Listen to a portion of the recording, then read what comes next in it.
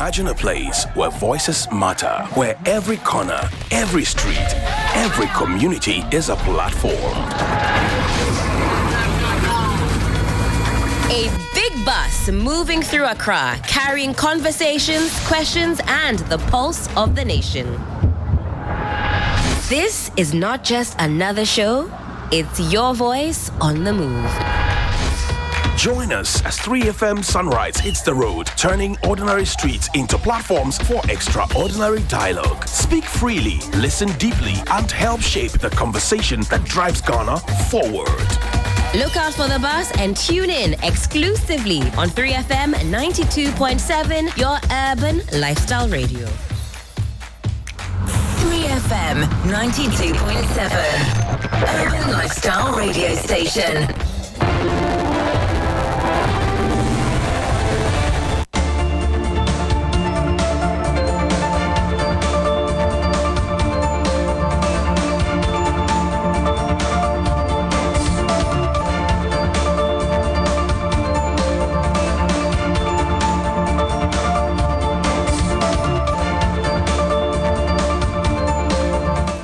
This is your election command center. It's the news at midday on 3FM 92.7. My name is Sixtus Ullo. Coming up in this bulletin, growing public anger over prosecution and detention of anti-Galamsey protesters. Former President Mahama describes the treatment meted out to them as high-handed and an abuse of their rights.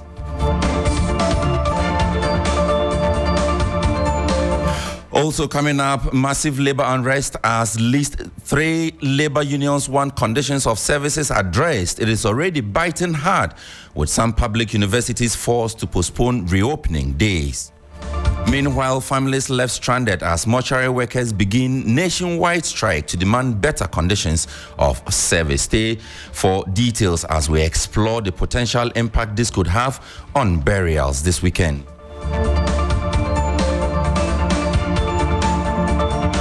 And in this bulletin, we will also be telling you about the fears of imminent power crisis as Gridco and ECG both announced disruption in power supply due to gas supply challenges.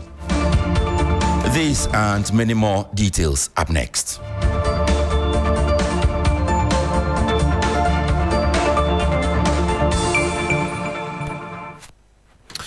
Now, details of their stories. There's growing public outrage about the continued police detention of youth who took part in a street protest against illegal mining. About 40 citizens are currently in custody after they were picked up during the protest by Democracy Hub to occupy the Jubilee House. The police administration and the Attorney General Department have since come under intense public criticism over their high-handedness in handling the protesters and the court for keeping them in custody. Several people have taken to social media in support of an online protest to demand that the prosecution of the protesters be discontinued. But the Office of the Attorney General says a decision is yet to be taken on whether or not that can happen.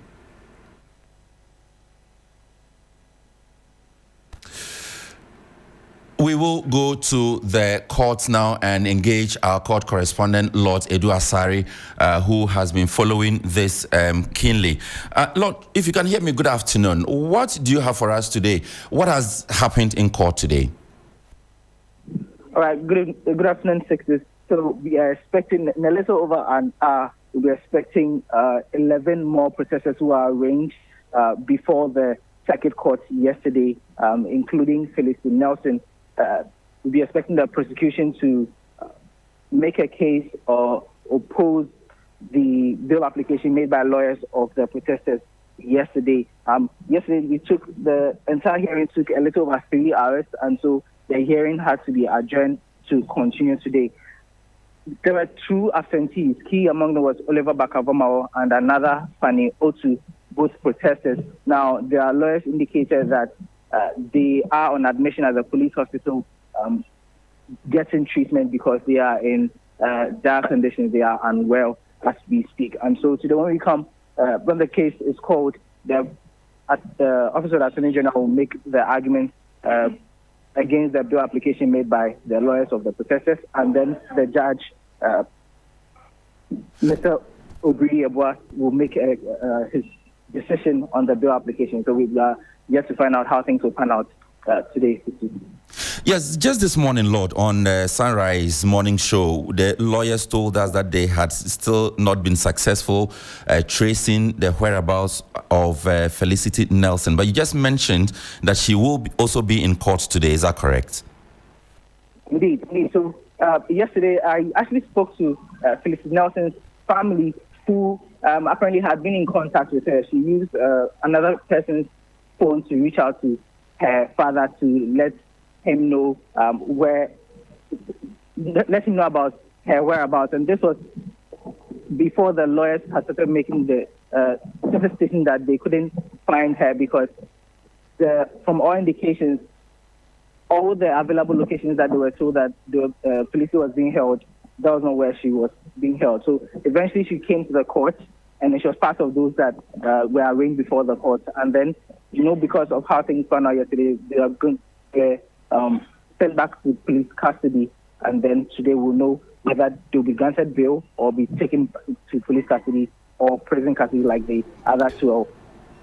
Okay. How about Oliver Baka-Vomawo? He is also, the last we heard about him, he was on admission at the police hospital. Does that mean that we'll be seeing him in court today as well? It's hard to tell if Vomawo will be available in court today. From what his lead counsel, Dr. Justice Remkai, told the court, he is not in a position to be discharged as of yet. But then he was actually making the case that was praying the court to get Baka-Vomawo discharged from the hospital to obtain proper treatment, because per his record, which indicated that Oliver had given permission to be made known, Baka-Vomawo is a known hypertensive, and several other issues that he's battling, and so he needs constant and close supervision and care. And where he's being kept right now at the police hospital is not good enough for his treatment. And so Dr. Justice Remkai was making the case that he should be discharged, but that was just to be ruled on. And so, as we speak, Baka-Vomawo is still at the police hospital by all indications. And when the case is called today, we get to know what the update on that front is. All right, so we are expecting 11 of the protesters in court today. Indeed. All right, thank you so much, Lord Edu Asare. Lord is my colleague who is watching the law courts for us as the hearing of the 11 persons involved in various charges that have been brought against them following the protest, 3-day protest over the weekend. But there have been some concerns, opinions being expressed. The first is from the Center for Democratic Development, CDD Ghana, which has waded in and condemning the Ghana Police Service for their unlawful tactics during the recent arrest of the demonstrators. In a statement signed by Senior Programs Officer for Human Rights and Social Inclusion, Dr. Michael Augustus Akabo, CDD Ghana criticized the police for excessive force, denial of legal counsel, failure to notify lawyers of detainees, and an unlawful transfer of detainees to prison without court's approval. These actions, according to the statement, violate multiple provisions of the 1992 Constitution and undermine the rights of the arrested persons. And former President John Dramani Mahama and flag bearer of the NDC in a social media post also urged authorities to request that the judge review the remand decision and grant bail immediately. Mr. Mahama described the decision to remand the protesters as high-handed and an abuse of the rights of the arrested persons. We will be taking more of, telling you more after this break about the intention of mortuary workers to go on strike. Stay with us. Big money, money, money. Want more money? More moolah? More kudi? More sika? Or more l'argent? Yes! Then win more moolah with 30 Ghana Cedis free credit when you play Game Park's Pick 1 and Pick 4 games for the first time. How? Just dial *946# or visit the nearest Game Park agent to play, get your first bet, and win on us with a 30 Ghana Cedi welcome bonus. Oh, yes. It's all about the moolah. Win more moolah with Game Park today. Go to GameParkGames.com for more information. Game Park is licensed by the NLA. Play responsibly. Not suitable for persons under 18 years.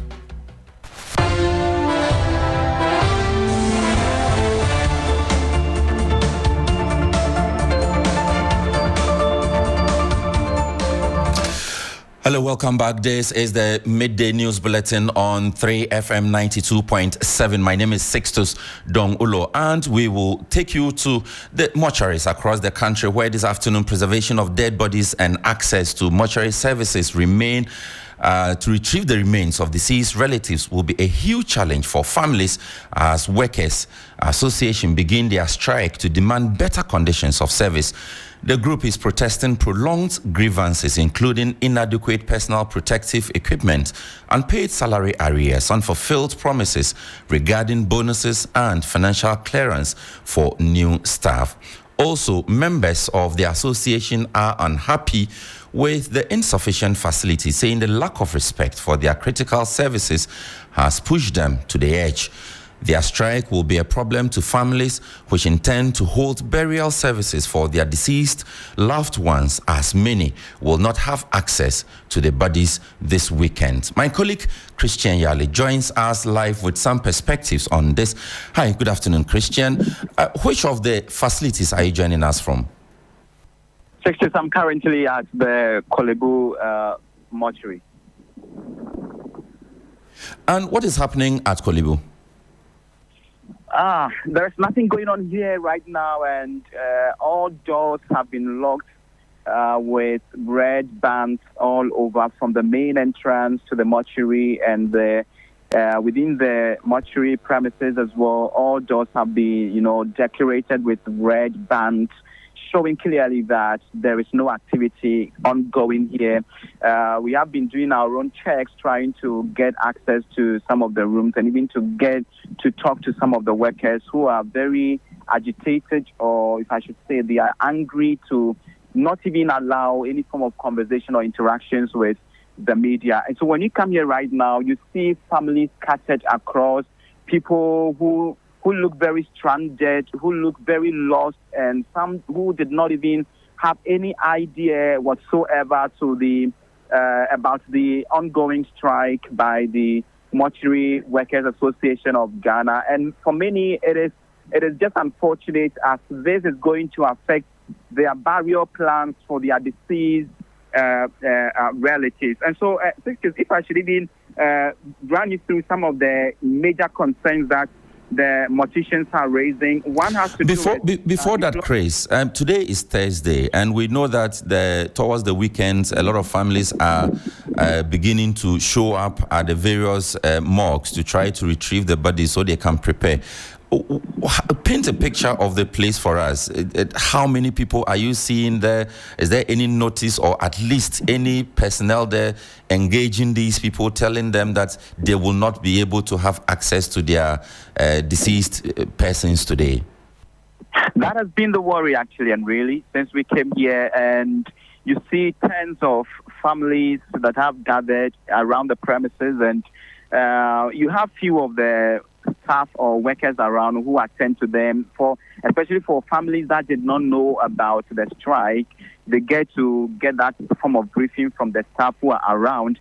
But actually, when you listen to the conversations around, especially between the staff, what they keep saying is that we are not going to give them the bodies. We are not going to give them the bodies. And that has been the choruses that are being sung here by these workers. And one that was so profound to me was the fact that you hear one of them saying that if they leave the bodies unpreserved and they do not touch the bodies for about 3 days and the whole hospital begins to smell, that is when authorities, i.e. the health ministry, the finance ministry, and government as a whole would realize how crucial or how important their services are. And so it paints that gloomy picture of how disturbing it is, and for these families that have already laid down plans to, give their deceased loved ones a befitting burials, and they have to be hit by this unfortunate strike, which is really, really a fly in the ointment, if I may, for them. And so it is, when you come here, it's really a very sad situation here with families that are so disturbed as to even yes, the way that sounds gloomy indeed. So what exactly are they asking for, the morticians, I mean?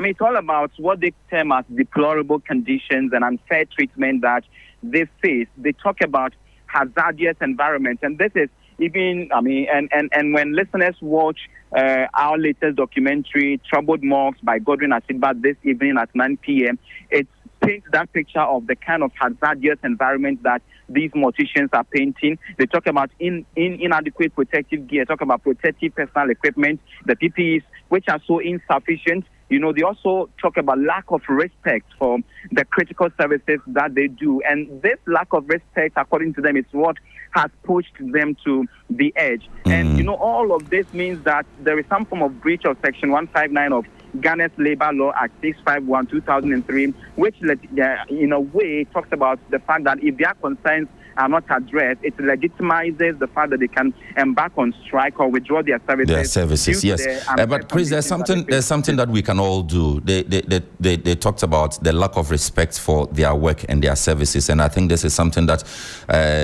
it's a call to all citizens to at least respect the mortician when you get to the mortuary. They need to feel that we are not looking down on them. Thank you so much, Chris. But I will take us to the Ashanti region, where my colleague Ibrahim Abubakar is on standby to paint a picture. Ibrahim, we know that the Ashanti region is heavy on funerals, and the weekends usually are loaded with funerals. How is the situation looking like this weekend? Well, it's true, weekends are for funerals in the Ashanti region. But the situation appears a bit different from what my colleague Christian Yali has been reporting from Kolebu. At the Konfanochi, yes, we've spoken to the chairman of the union. He's not at post. We even met him somewhere for an interview because he said the strike has officially begun. But you go there and you realize that people are being served. Ordinarily, if the strike has started or is hitting hard, you go there and you see a lot of people there stranded and trying to get their bodies. But this is not the case.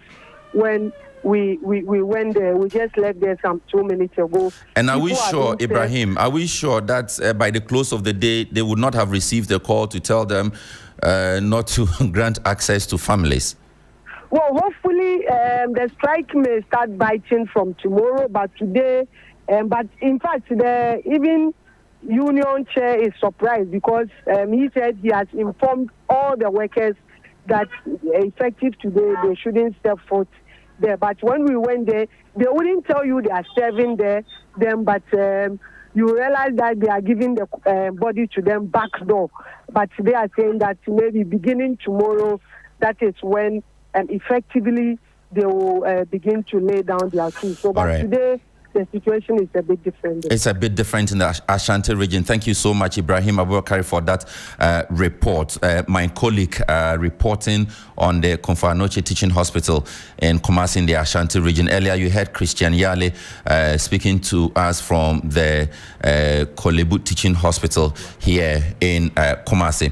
Now, away from that, but to some more concerns, Ghana's tertiary education sector is facing a series of industrial actions by various unions over the conditions of service for their members. You will recall that the Teachers and Educational Workers Union, TEWU, the Senior Staff Association of the Universities of Ghana, and the Federation of University Senior Staff Association of Ghana, FUSAC, have been on strike for several days. This has prompted the University of Ghana to postpone the commencement of the 2024-25 academic year.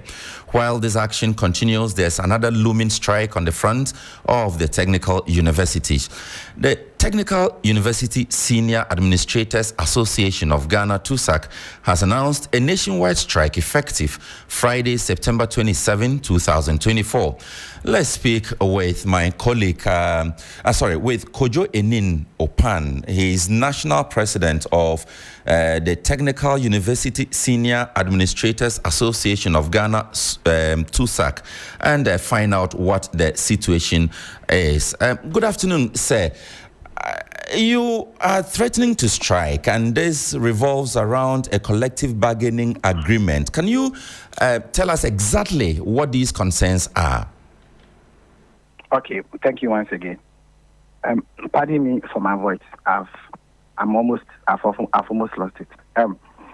We signed our CBA with government, and it came with some allowances. Now, the CBA stated that government shall pay us the university prevailing rate. Now, what that means is that whenever the rate for the universities is adjusted, automatically ours will be adjusted. Now, the Ministry of Finance came out with a new rate for the universities. I think the letter came out in May, but the effective date was January. So we were expecting that we'll be paid from January to date. Now, we observed for a month or two, government was still paying us the old rate. So we threatened to go on strike. We wrote to Labour. We notified Labour, National Labour Commission. The National Labour Commission invited us and told us to go and sit down with the government again and find a peaceful way out.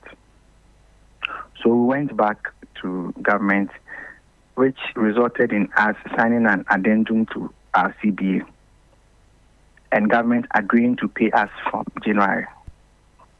We are in September. We signed that addendum in July. Government has still not paid. Government is still so the outstanding arrears that you are talking about, these are from July or from January? It should be, some start from January, others start from July. It's not one allowance.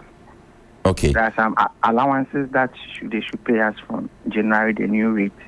Others that they should pay us from July. And these would include the revised allowances for senior public university members? Yes, it's the vehicle maintenance, the off-campus, the sanitation and security, all those allowances. Okay, so without you, the universities will not be able to operate, correct? That is for the management of the university to answer. Can you make us understand the composition of your membership? Which kind of members of staff? At the university, we have junior staff, senior members. Yes. Are your members? They are definitely not the lecturers. Are they? No. The accountants. The accountants, those who handle payroll, the ICT, those who handle the enrollment of the school, of the student application. We have the registry staff who do all the administrative work. We have the medical. So administration and registry services will not be available should you go on strike. Thank you. All right. Thank you so much, Kojo Enim Opan. He is National President of the Technical University Senior Administrators Association of Ghana, TUSAC. This is 92.7. Please stay with us. Big money. Want more money, more moolah, more kudi, more sika, or more l'argent? Yes. Then win more moolah with 30 Ghana Cedis free credits when you play Game Park's Pick 1 and Pick 4 games for the first time. How? Just dial *946# or visit the nearest Game Park agent to play, get your first bet, and win on us with a 30 Ghana Cedi welcome bonus. Oh, yes. It's all about the moolah. Win more moolah with Game Park today. Go to GameParkGames.com for more information. Game Park is licensed by the NLA. Play responsibly. Not suitable for persons under 18 years.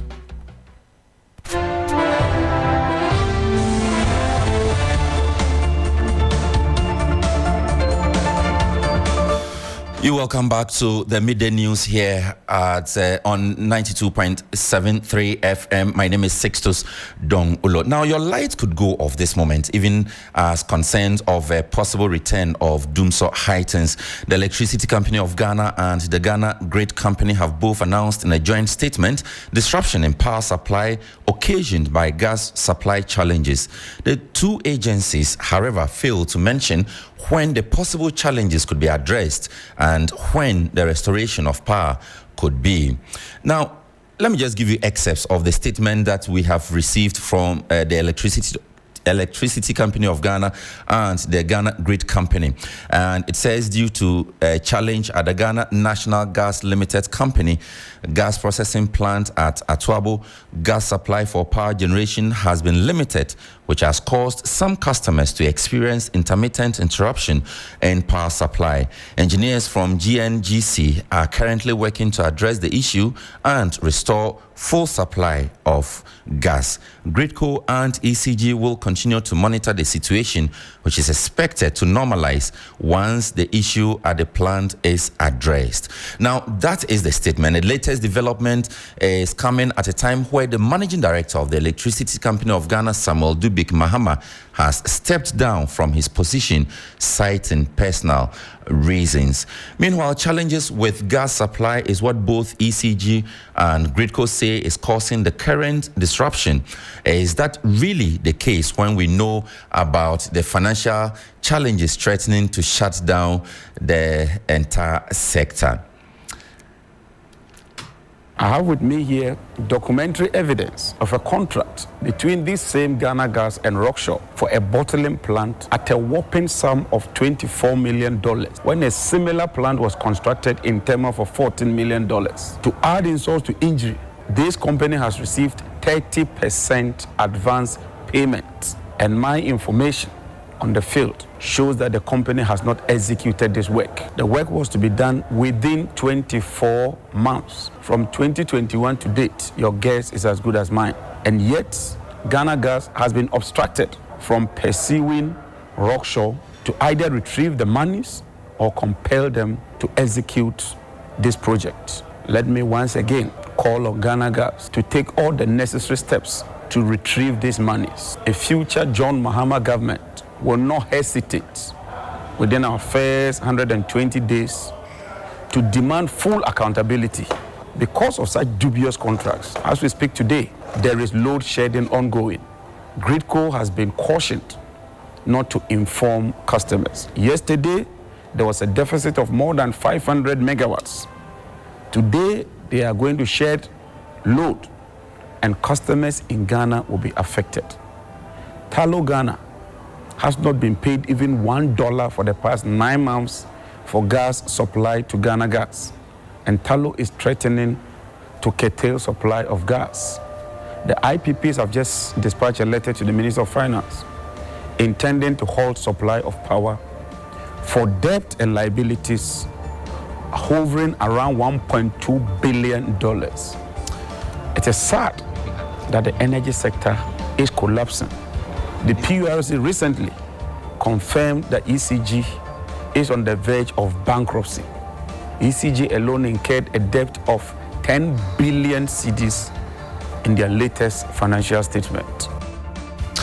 Well, that was the voice of John Jinapor, ranking member on Parliament's Energy Committee, and he is stating that there is some load shedding that is currently ongoing, but Gridco has failed to warn the public or to inform the public about the development. And he also says severe challenges in the energy sector are there, and the government is going ahead to sign contracts that could lead to some judgment debt.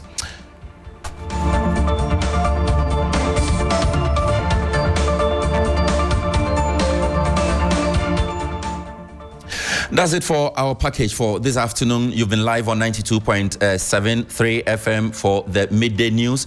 My name is Sixtus Ullo, and coming up next is the business news with Manu Afful. Have a blessed day.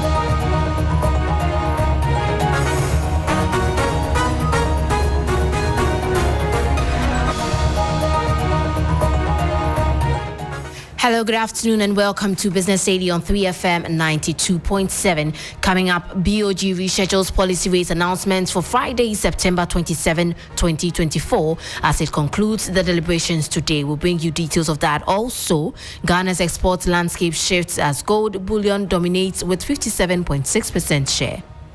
United Arab Emirates for the first time has surpassed Switzerland as Ghana's main gold destination. We continue to see the dominance of gold, and its share has been further consolidated with an upward change of about 10.0 percentage points. Plus, energy experts criticizes political interference amidst ECG leadership change. The way he was bold enough to take certain decisions, but like I said, an individual cannot do all the lifting if he's not getting the support, especially if he's an SOE and he's not getting the right support from the political class. It's just going to be difficult. My name is Manu. Afful. We'll bring you details of our headlines and many other stories shortly.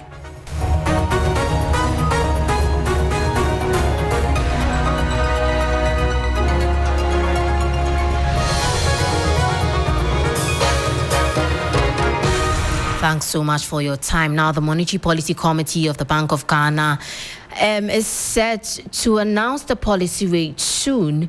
That's tomorrow, September 27, 2024, as it concludes the deliberations today. Earlier, we brought you a report on the possible outcomes of this week's meeting. Let's take a listen to that. One key factor likely to weigh heavily on the committee's deliberations is the notable decline in inflation. Since March 2024, the central bank has maintained the policy rate at 29% in a bid to mop up excess liquidity in the economy to control inflation. The MPC's primary responsibility is to assess economic indicators and make informed decisions to ensure price stability and sustainable economic growth. Recent data from the Ghana Statistical Service shows that inflation rate unexpectedly slowed to a 29-month low in August 2024. With the consecutive declines in inflation rates experienced throughout 2024, from the 23.5% in January to 20.4% in August 2024, there are high expectations among business organizations and some financial experts that the Bank of Ghana may consider revising the policy rate downwards. However, some financial experts also argue that the monetary policy will maintain the policy rate at 29% until it ensures that inflation is sustainably on a path of decline. While the inflation rate has been trending downward, it remains significantly higher than the central bank's medium-term target of 8% with a margin of error of 2 percentage points. There could be far-reaching implications for borrowing costs, investments, and overall economic activity if the policy rate is adjusted. Market analysts and stakeholders will keenly await this announcement as it is expected to provide insights into the Bank of Ghana's strategy to navigate the economic landscape and strike a balance between inflation control and economic expansion amid the ongoing IMF economic program. Meanwhile, President of the Ghana Association of Banks, John Kofi Adomakun, has expressed optimism about a potential reduction in interest rates. Interest rates, we hope we see a drop. We've seen what the Fed has done. Does it affect us directly? Maybe no, but ultimately it does affect us the way things go. So we are the banks, we are hoping interest rates will come down. We hope the Fed, we hope the MPC will drop interest rates. Inflation pressures are also seem to be reducing. And so we think we are getting into good space. And then if interest rates do come down, look, it's good for we the banks. Okay, I have so many customers I cannot bank today because interest rates are too high. Okay, but I'll be able to extend into that. I do believe that inflation will continue to come down towards the end of the year and into 2025. We'll see a much more stronger reduction in inflation, and therefore interest rates will also follow. I'm very confident that post 2024, going 2025, 26, I'm very confident that we will come back fully on track. That was President of the Ghana Association of Banks, John Kofi Adomakun there. Away from that, recent figures from Ghana Statistical Service show that in the second quarter of 2024, gold bullion topped Ghana's export list. Its value was 37 billion cedis, making up to 57.6% of the country's total exports. The United Arab Emirates, UAE, emerged as the leading destination for Ghana's gold exports. This shift in Ghana's exports dynamics, particularly with the UAE becoming the primary market for its gold, could have significant implications for the country's economy and international trade relationships. Professor Samuel Kobna Enim is government statistician. China remains Ghana's main origin of imported commodities, with a dominance in 5 of the 10 product classifications. United Arab Emirates, for the first time, has surpassed Switzerland as Ghana's main gold destination. We continue to see the dominance of gold, and its share has been further consolidated with an upward change of about 10.0 percentage points between the second quarter of 2023 and the second quarter of 2024. Specifically, in the second quarter of 2023, gold had a share of 47.5%. This has increased by 10.1 percentage points to 57.6% in the second quarter of 2024, giving gold a further consolidation of its dominance from an export perspective. That was government statistician Professor Samuel Kobna Enim there. Now, our energy expert Dr. Yusuf Suleimana has attributed the ongoing challenges with Ghana's energy sector to persistent political interference. His comments follow the recent resignation of the Electricity Company of Ghana's managing director. The energy expert praised Samuel Dubik Mohammed's introduction of cashless transactions as a crucial step towards addressing revenue leakages and improving the company's financial health. I see ECG and TOR are becoming the hotspot within the energy sector, where we managed to change MDs in record times, in so many times. He's always been in the office for less than 3 years. TOR has seen similar fates, and I think this is not good for our energy sector. The criticality of ECG to our power security cannot be underestimated, to the extent that ECG happened to be the cash conduit, for the other value chains or value streams, in which case when ECG is not efficient to run or if it's not doing well, then the cascading impact on the other chains are going to be dire. And that's what we have seen over the years. When the distribution struggles, of course, the generation and then the transmission will struggle. There's no two ways about that. So it's one hotspot I think we need to get right, and we can't afford to get it wrong. There shouldn't be a power vacuum. The government needs to immediately get a replacement to get the business of ECG running, because there are a lot of things that is supposed to be done with respect to ECG. I thought the fact that he was championing cashless, and it was actually one of my favorite, as a matter of fact, especially the way he was bold enough to take certain decisions. But like I said, an individual cannot do all the lifting if he's not getting the support, especially if it's a government, an SOE, and he's not getting the right support from the political class. It's just going to be difficult. That was energy expert Dr. Yusuf Suleimana there. Before we go, the construction producer price inflation for August 2024 moderated to 22.7%, down from 30.5% in July, according to the Ghana Statistical Service. This represents a significant decline in producer inflation for the construction sector. The following Business Desk report has more. The year-on-year increase in construction producer price inflation indicates that the cost of construction inputs rose by 22.7% between August 2023 and August 2024. However, the month-on-month change was relatively small at 0.4%. The civil engineering subsector saw the most significant decline in inflation, falling from 36.9% in July to 24.7% in August. Within the civil engineering subsector, the construction of utility projects recorded the highest inflation rate at 37.2%, while the construction of roads and railways saw a significant decrease to 24.7%. The construction of buildings subsector recorded a slight increase, rising from 17.8% to 18.7%. The specialized construction activities subsector also experienced a moderate increase, going from 14.7% to 16.7%. In the specialized construction activities subsector, building completion and finishing recorded a modest increase, while electrical, plumbing, and other construction installations experienced a more substantial rise. Overall, the moderation in construction producer price inflation is a positive sign for the sector. That was a 3 Business News Desk report ending Business Daily here on 3FM 92.7. For more stories, kindly check out our website. It's www.3news.com. My name is Manu. Afful. Stay with us. Urban Blend is up next.